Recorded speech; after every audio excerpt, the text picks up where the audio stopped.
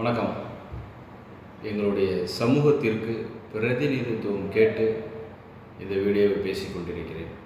இப்போ திருநெல்வேலியில் பார்த்தீங்கன்னா மேயர் சரவணன் அவர்கள் ராஜினாமா பண்ணிட்டாங்க. இப்போ அடுத்து யாராவது ஒருத்தரை மேயராக தேர்ந்தெடுக்கணும். அது எந்த சமூகத்தை தேர்ந்தெடுக்கணும் அப்படின்னா, முக்குளத்தோர் சமூகத்தைச் சேர்ந்த ஒருத்தரை தேர்ந்தெடுத்தால் உண்மையிலேயே சமூக நீதி என்று பேசிக்கொண்டிருக்கிற திமுகவினுடைய உண்மையான சமூக நீதி வெளிச்சத்துக்கு வரும்.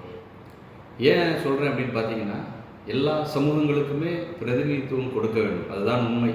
அதுலேயும் திருநெல்வேலி மாநகரில் பார்த்தீங்கன்னா முக்குளத்தோர், நாடார், யாதவர், பிள்ளமார், இஸ்லாமியர், இன்னும் பல சமூகங்கள், தேவேந்திர குல மக்கள், இவங்கெல்லாம் பெரும்பான்மையான அளவில் இருக்காங்க. இந்த மேயர் தேர்தலை பொறுத்தளவில், மேயராகிறத பொறுத்தளவில் முக்குளத்தோர் சமூகத்திற்கு இன்னும் அந்த மேயர் பதவின்றது எட்டாக்கனியாகவே இருக்குது. அதுவும் இப்போ திமுக ஆட்சி காலத்தில் அங்கே இருக்கக்கூடிய திமுகவில் முக்கியமான பொறுப்புகள், மாவட்ட செயலாளர் உள்ளிட்ட பதவிகள், அதே போல் எம்எல்ஏ, அதே போல் மேயர் போன்ற பதவிகளில் முக்குளத்தோர் யாருமே இல்லை. ஒரு பெரும்பான்மை சமூகத்திற்கு இது இழைக்கப்படுகின்ற ஒரு அநீதியாகத்தான் கருத வேண்டும். இதில் என்ன அப்படின்னு பார்த்தீங்கன்னா, மற்ற சமூகங்கள், இப்போ நாடார் சமூகத்தை எடுத்துட்டிங்கன்னா நாங்குநேரி எம்எல்ஏ, அதே போல் ராதாபுரம் எம்எல்ஏ, அவங்கெல்லாம் நாடார் சமூகத்தைச் சேர்ந்தவர்கள். முக்கியமான பொறுப்புகளும் அவங்களுக்கு இருக்கிறது. அதே போல் இஸ்லாமியர் எடுத்துக்கிட்டிங்கன்னா அப்துல் வஹாப் இருக்கார்.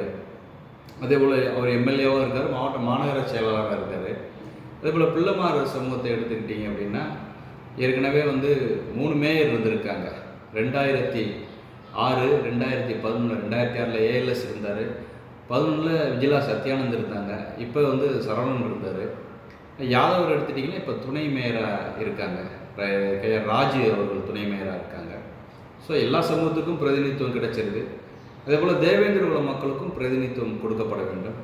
ஆனால் அவங்கள பொறுத்தளவில் ரிசர்வ் தொகுதியில் வரும்போதெல்லாம் ஆட்டோமேட்டிக்காக அவங்களுக்கு பிரதிநிதித்துவம் வந்துடுது. 96 உமா மகேஸ்வரி மேடம் இருந்தாங்க, 2001 ஜெயராணி அவங்க இருந்தாங்க. அதுபோக ரிசர்வ் தொகுதி இருக்கிறதுனால அவங்களுக்கு செப்பரேட்டாக கொடுக்கணும் அப்படின்றதுலாம் ஒன்றும் இல்லை, அது ஆட்டோமேட்டிக்காகவே கிடச்சிருது.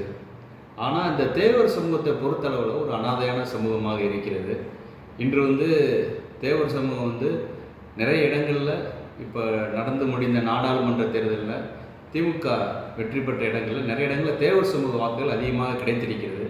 அப்படி இருக்கக்கூடிய சூழ்நிலையில் திமுகவானது தேவர் சமூகத்துக்கு முக்கியத்துவம் கொடுத்து நெல்லையில் அந்த மாநகர மேயர் பதவியை தேவர் சமூகத்தைச் சேர்ந்த யாராவது ஒருத்தருக்கு கொடுக்கணும் அப்படின்றத நேதாஜி சுபாஷினுடைய கோரிக்கையாக தெரிவித்துக் கொள்கிறோம். இந்த பதவி கொடுக்கப்படுமானால் தேவர் சமூக மக்கள் மத்தியில் திமுகவினுடைய இமேஜ் கண்டிப்பாக உயரும். அடுத்து வரக்கூடிய சட்டமன்ற தேர்தலில் கூட இதை எதிரொலிக்கலாம் என்று தெரியப்படுத்திக் கொள்கிறேன். நேதாஜி சுபாஷ் அணிக்காக வழக்கறிஞர் டாக்டர் நாகராஜ். வணக்கம்.